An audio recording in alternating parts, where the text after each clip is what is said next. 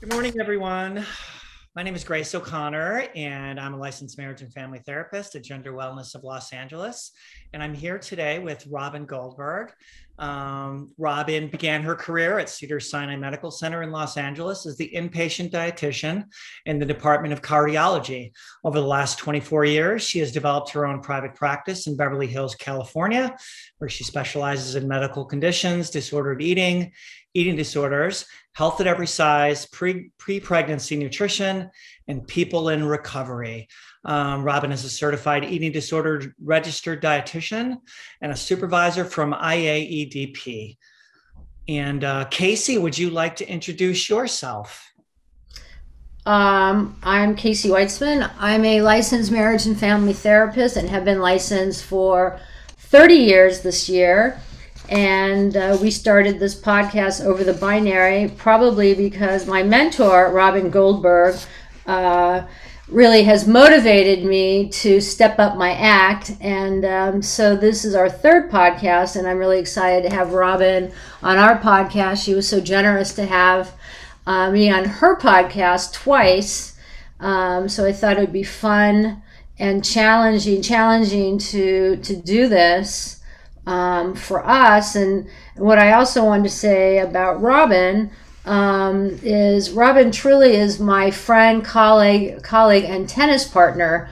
So she's really has a little bit of many things. And what I wanted just to add to what you've said is that in 2020, Robyn released her first book entitled The Eating Disorder Trap, a guide for clinicians and loved ones. And Robyn is knowledgeable, professional, and kind to her clients, and generous and supportive of her colleagues.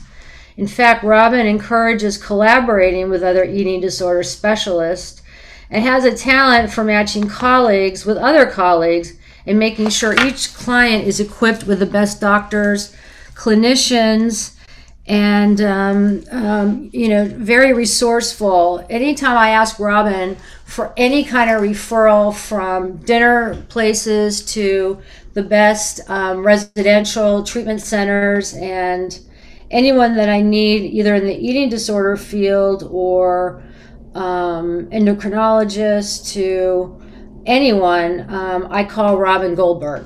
She just happens to know everyone that I've ever needed as a referral. And so, like I said, she doesn't find it as competition. She finds there's a generosity, Robyn, that it just touched my heart every time. That it's like, oh yeah, let me, if someone can't work, like if you're too busy or something, you say, oh yeah, call my friend so and so. And so it's just so nice to see that in this field. That you don't find like someone's taking a client from you. So I've also learned from you in that way that there's enough for all of us out there. And so the other reason that I'm excited to have you, certainly when I read your book, but when I first met you, as your love and interest in working with the transgender and non-binary community. So welcome. Thank you for the wonderful words, Casey and Grace. I so appreciate it. I think what I've learned in the over 2 decades of being in practice is there's enough business for everybody, and it's really about what's in the best interest to serve the client. I want to be able to have, and I've learned I want to have resources all over the map. So, whether it's someone in, Israel, and I'm working on my international resources, but all over the United States, I feel like I have a great Rolodex on. It's really important that I know them for myself, because if I wouldn't refer them to my family, I certainly wouldn't refer them to my colleagues and friends. And that's really how I feel. And I've learned this is really just in the industry that we're all in. We want to be able to help one another, because especially in these times with the pandemic, the last year and a half, whether it's seeing someone who's transgender or heterosexual, whatever it is, I want them to have the creme de la creme of providers and feel safe and comfortable. And that's really what my mission is. Yeah, and I can tell. I mean, you are currently, or have in this last year, seen at least a couple of my clients. And like I said, to collaborate on these cases has been really quite refreshing because, we can both work in the best interest of these clients. And so I think that really goes into kind of how I wanted to start today. And that really is what has inspired you to want to work with the transgender and non-binary community. One of the areas is I feel like it's sort of like being an eating disorder clinician in my field. Many dietitians and therapists are intimidated. They don't know how to approach someone. And I feel like, look, I'm not an expert with everything. I mean, I actually said to you recently, Casey, we were, discussing about a client, and I said, oh yeah, you know what? I want you to teach me about like the voice lessons. I meant like, I don't know everything. And I think it's important to be well versed and have resources because, as you both have seen, whether it's individuals coming out, especially over COVID, I've had many clients come out and they first had their eating disorder or what we know because they felt shameful to either say they were non-gender, whatever gender they felt they identified as, or they didn't know what their gender was. It was like, well, I'm compulsively exercising, or I'm restricting, or I'm purging. And that was oftentimes what their loved ones observed. So I've felt like there was a need to really be able to have more dietitians that can stand up to the plate, no pun intended.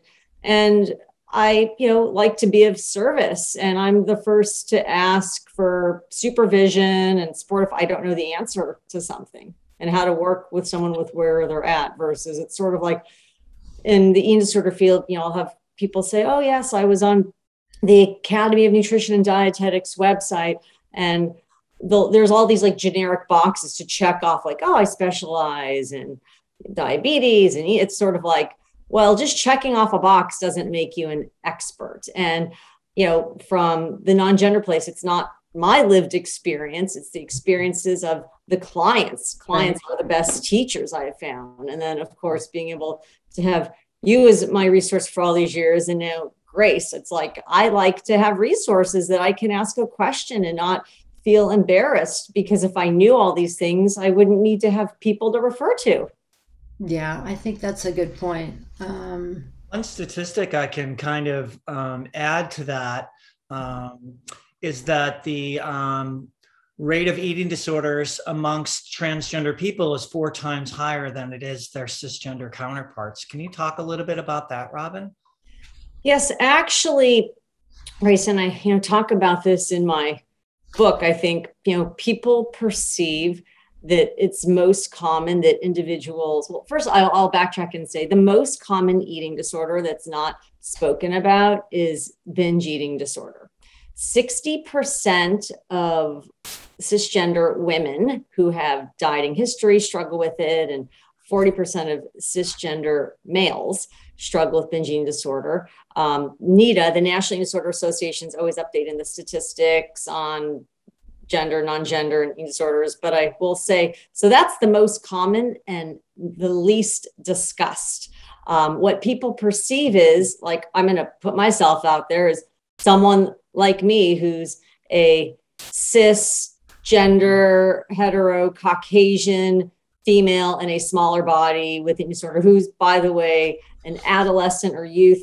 But it's like eating disorders can affect all ages, all genders, all body shapes and sizes, all religions, anybody, anyone who's living and breathing can have an eating disorder. And I think, like we were discussing before, and as Grace brought up, whether it's an individual who's exploring what their gender is, or they've had a history of trauma, oftentimes the eating disorder is what has kept them alive. It's been their survival coping skill. Or technique. So true. I think Casey and I were both really, really kind of blown away when we opened your book, The Eating Disorder Trap, and we started to read how inclusive it was of gender variant persons. I have to tell you that somebody who works in the addiction field and also works primarily specializing in working with the transgender community, that We don't have as many resources in the transgender community. And to see the level of inclusiveness in your book, it made me want to get your book for all my clients. Thank you.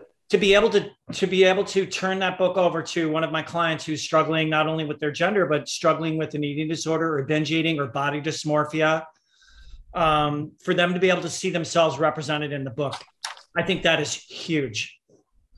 Yeah, I would absolutely agree. And so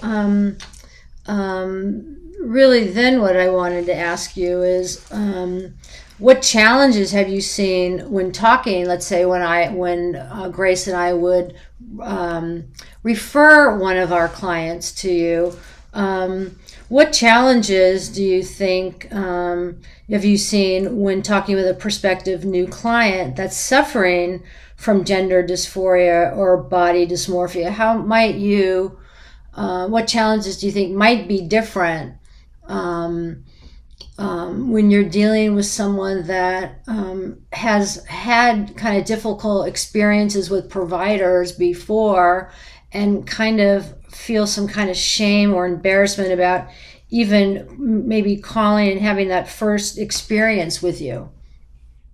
Well, I first, before I respond to your question, Casey, I wanted to say with what Grace had commented on, I had decided if I was ever going to write a book, I wanted to have a book that wasn't like all the other eating disorder books and something that could be different. So I really thought long and hard about what was lacking in my field. And when you were just stating, Grace, of having a lack of resources in the transgender community, I felt like there's a couple books that have been coming out in the last, several years, but I felt like A, nothing written by a registered dietitian, B, something that wasn't inclusive to all, because it's frustrating when a person picks up a book and they're like, I can't relate to what's being said, or better yet, if there are illustrations, they're like, I don't look like any of these illustrations. So it was really important to me to stand out and be different and be able to have collaborators that could support me in the language and terminology, that you don't have to be a rocket scientist to understand my book. Like the medical chapter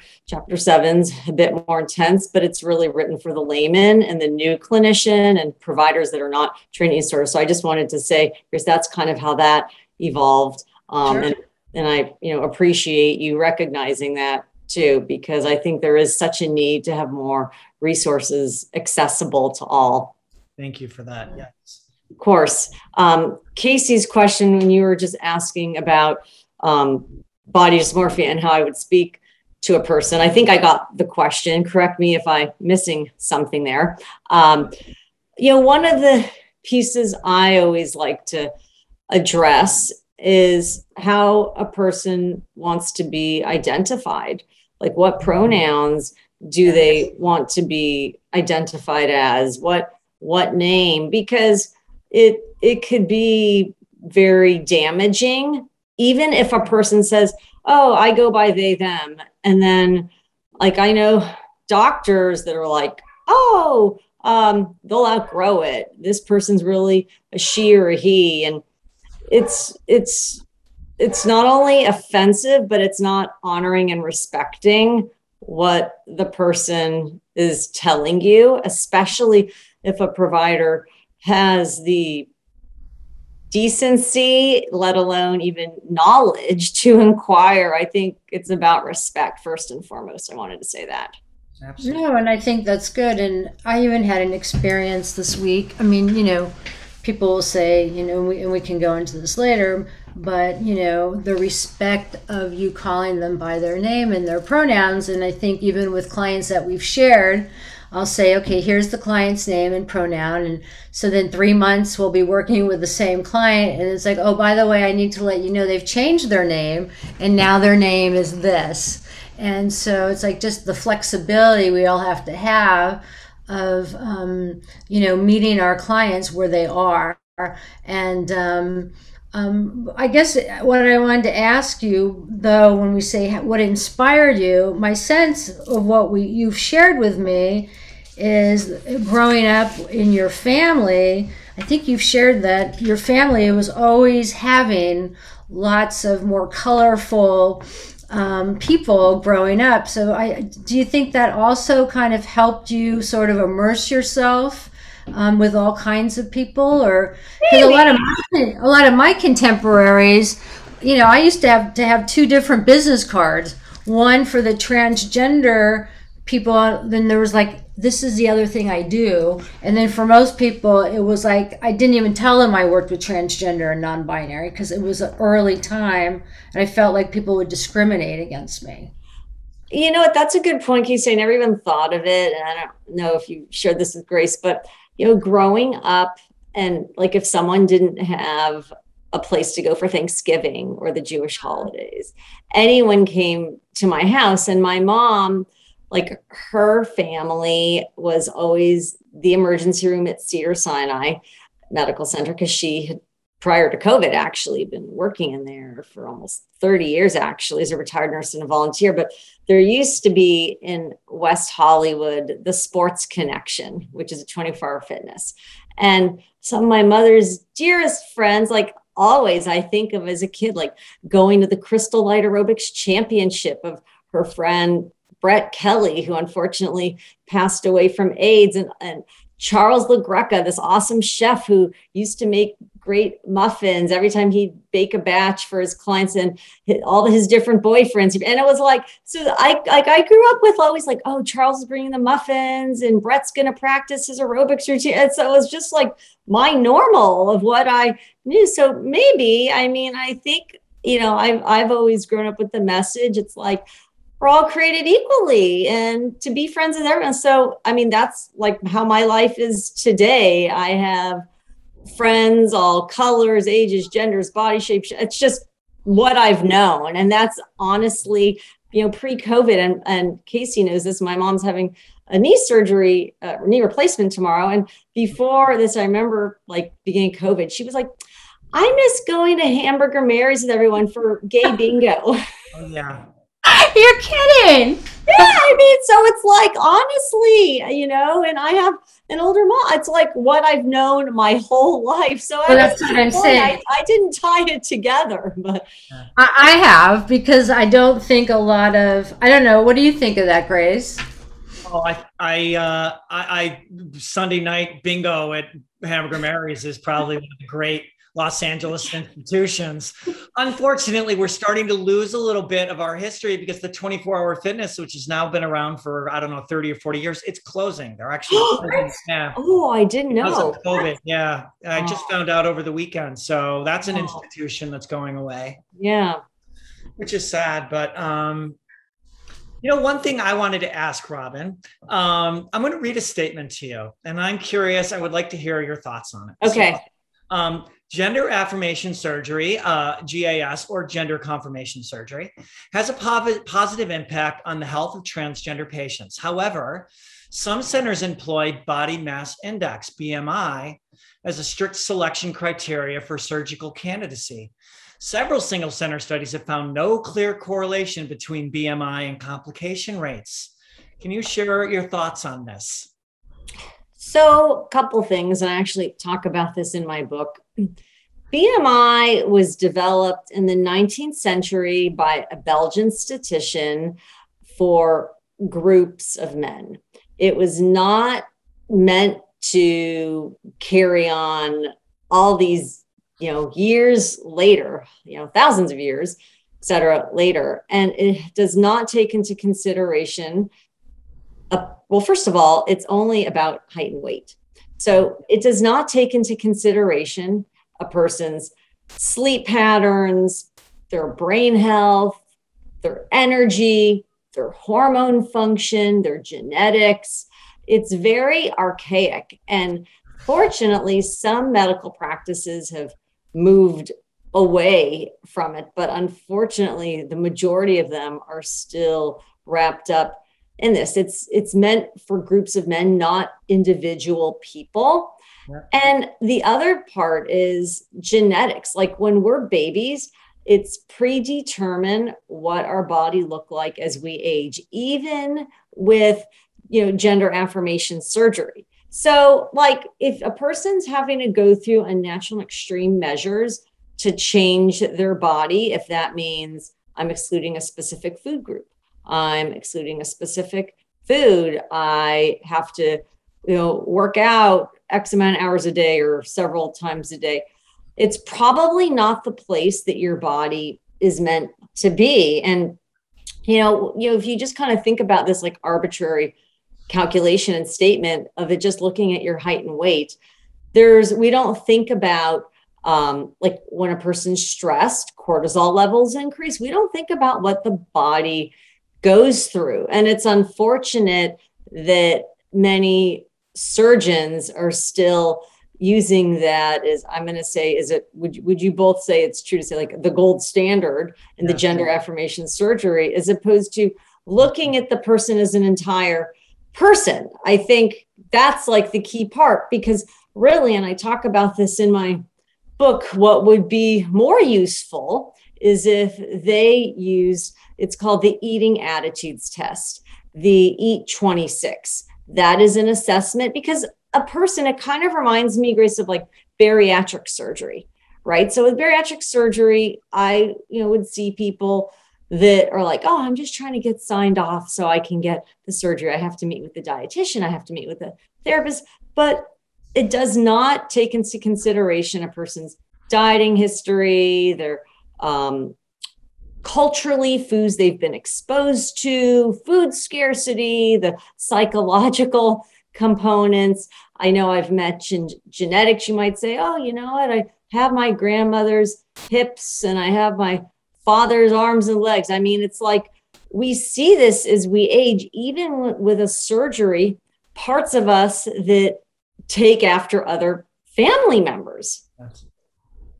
And the other thing I want to say is, but usually it's in sort of clinicians that use it, there's another eating disorder assessment.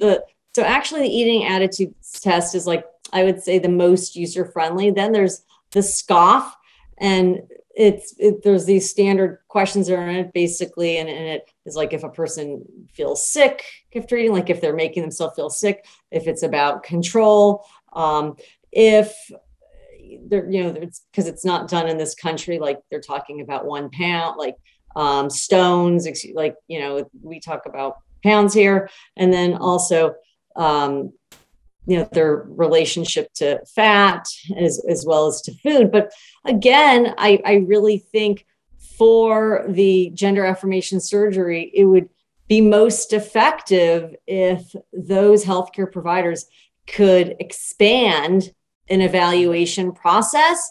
It would be less damaging for the patient. It would allow more people to have the surgery if they felt strongly about it, versus it being a numbers game.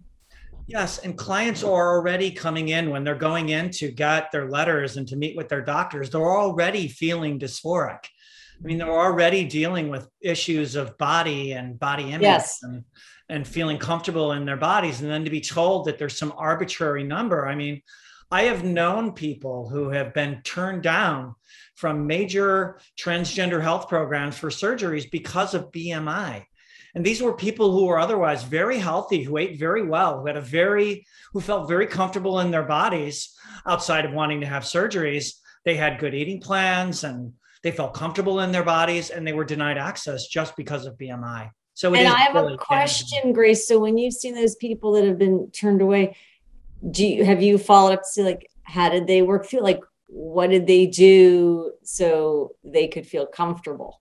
I think, Casey, you can speak to this too. The level of despair and discouragement. And when we talk about self-harm and suicidal ideation, they've been given the go-ahead by us. We've done our letters. They've gone through all the like approval. They tell their families. They've gotten the money together.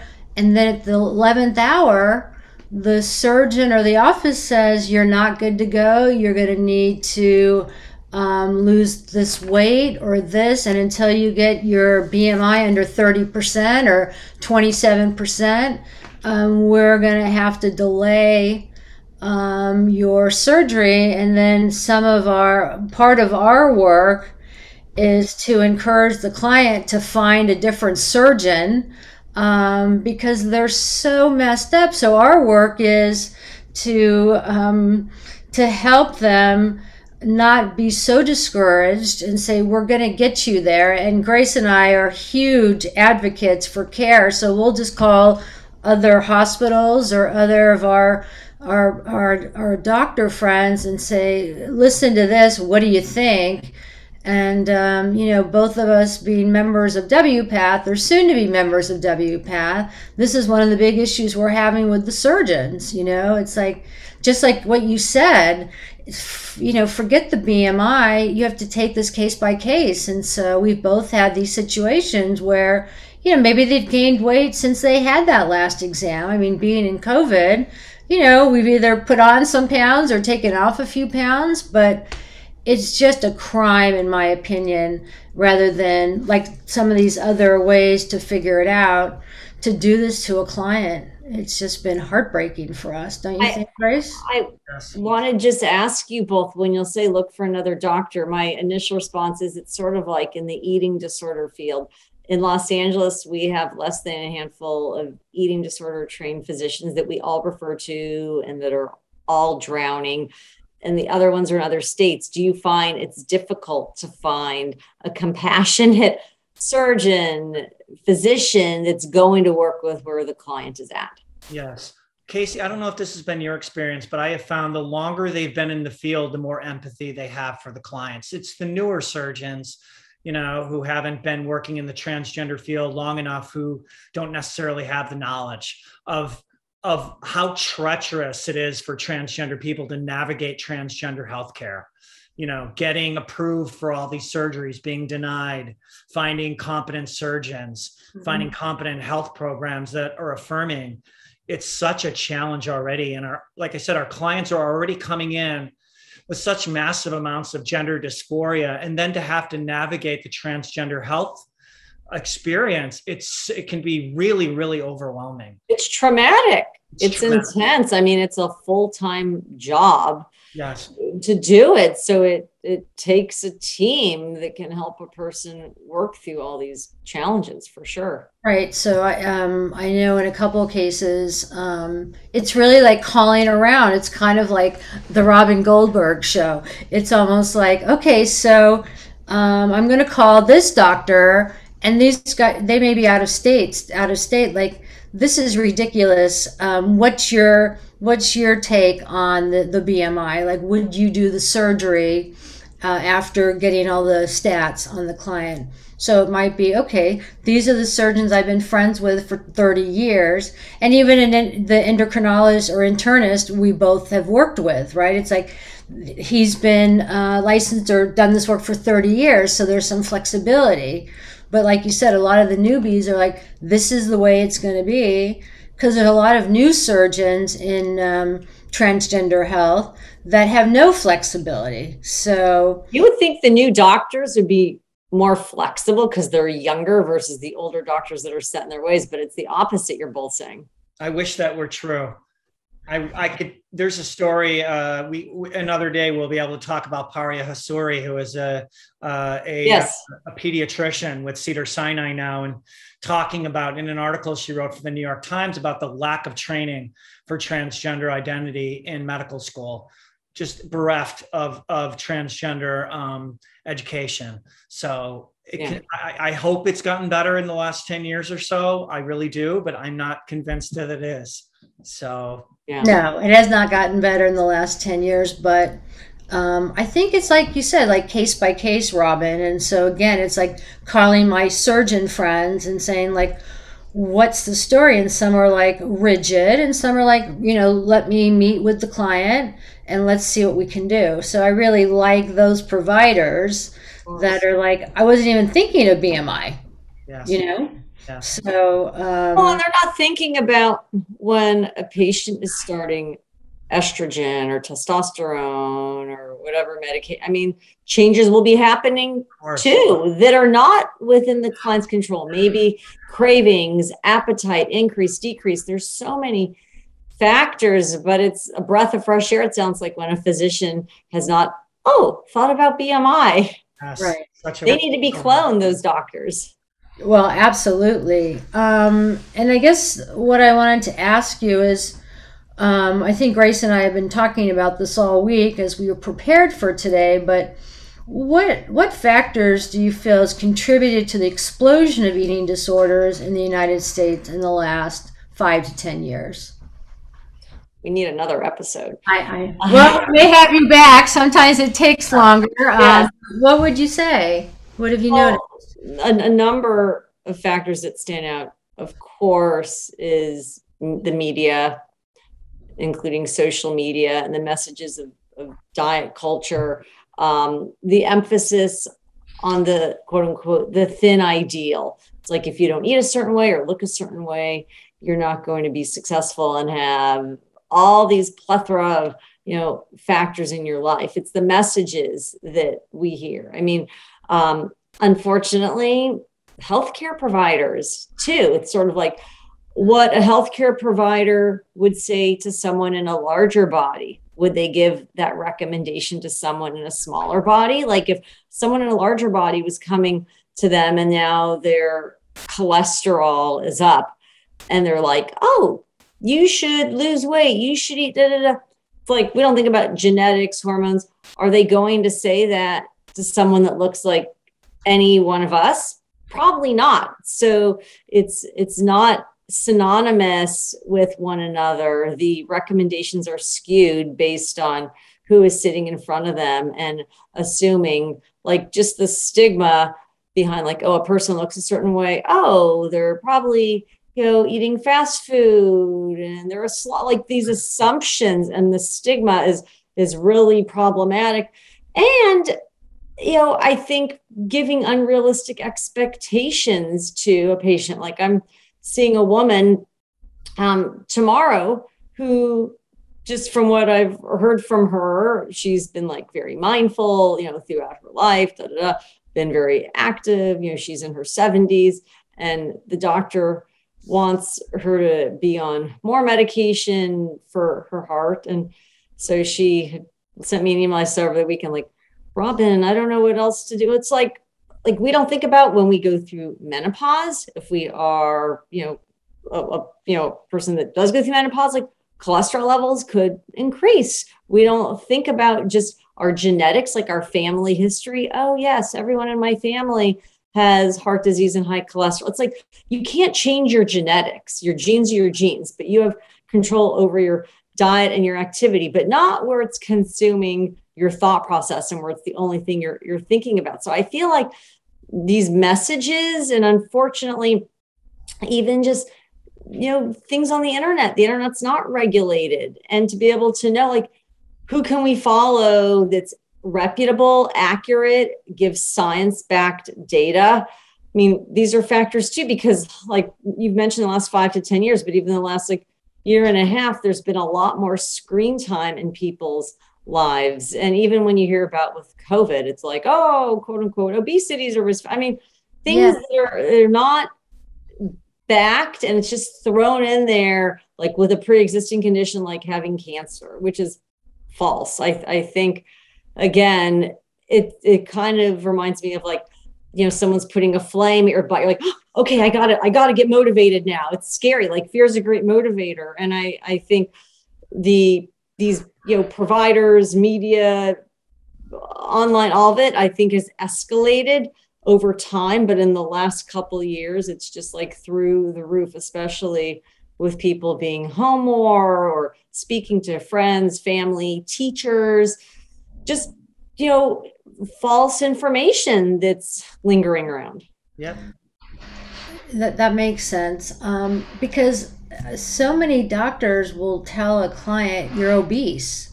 Like that word is thrown out a lot, and it's just so, I don't know, I can't imagine anything worse to say to a client, you're obese and you need to go on a diet. I mean, there's so many diets. I guess that's what, like restrictive eating. You can only eat this, you can only eat that.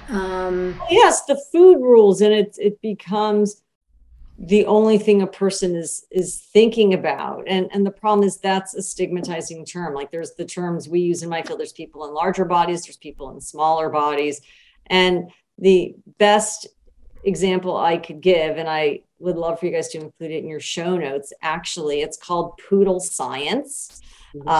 It's by ASDAH, ASDAH, the Association for Size Diversity and Health. And it's like a 5-minute, 3-minute little video cartoon, which really emphasizes, like, you wouldn't ask a Chihuahua to look like a Great Dane. It's like, this is genetically it, right? So I think, and you think like, oh, wow, this Chihuahua is very muscular. And so is this Great Dane, but you know what? So is that English Bulldog. Like, people come in all different shapes and sizes, just like, you know, life would be boring if we all liked the same food, or we all wore the same shoe size, or we all had the same color eye. It's just not possible. I mean, life is different. It's like, I have a pillow in my office. It says all bodies are beautiful. Or I have another, all bodies are good bodies. And it's all these succulents. And you see the succulents come in all different colors, all different shapes and sizes. It's like, those are just how the succulents are. And I think it's the same thing too. And